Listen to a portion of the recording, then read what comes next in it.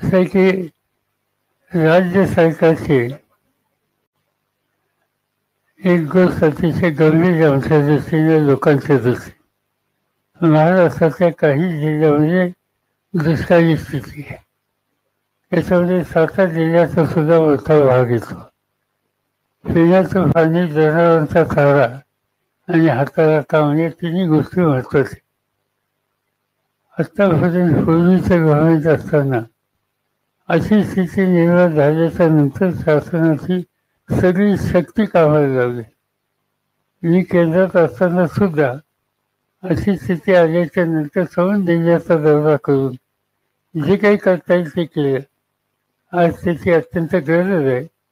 हे राज्य सरकार दुष्काळग्रस्तांच्या मूलभूत प्रश्नाच्याकडे अजिबात लक्ष देत नाही.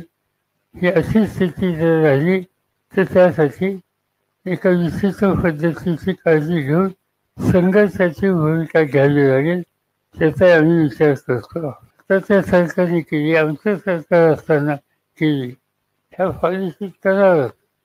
मग ती आरोग्याची असेल, ती शेतीची असेल किंवा अन्य कुठल्या विषयाची असेल.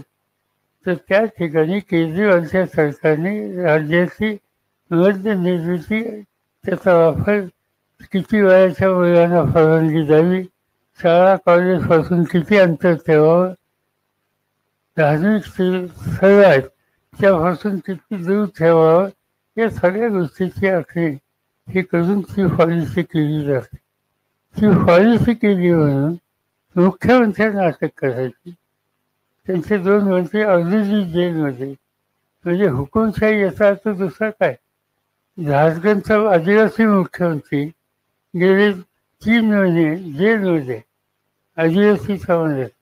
झारखंड हे आदिवासींचं राज्य आहे. आता दिल्ली देशाची राजधानी. आज जगातली वर्तमानपत्रांनी केजरीवालच्या अटकेची नोंद घेतली. तुम्ही बघितलं असेल का? अमेरिकन आणि बाकीच्या सगळ्या मीडियानी केंद्र सरकारवर अतिशय टीका केलेली आहे. ते आम्हाला अस्वस्थ होतं, कारण बाहेरचे लोक आमच्या सरकारवर टीका करतात. ही गोष्ट काही देशाच्या दृष्टीने चांगली नाही, पण ते घडेल अशी स्थिती या सरकारने आणलेली. आणि त्याचा परिणाम आज मुख्यमंत्र्यांना अटक करण्याइतपत आले. हळूहळू याचा विस्तार होईल आणि मूलभूत स्वातंत्र्य हेच संकटात येईल ही स्थिती आज दिसते. त्याचे युद्ध संघर्ष करावा.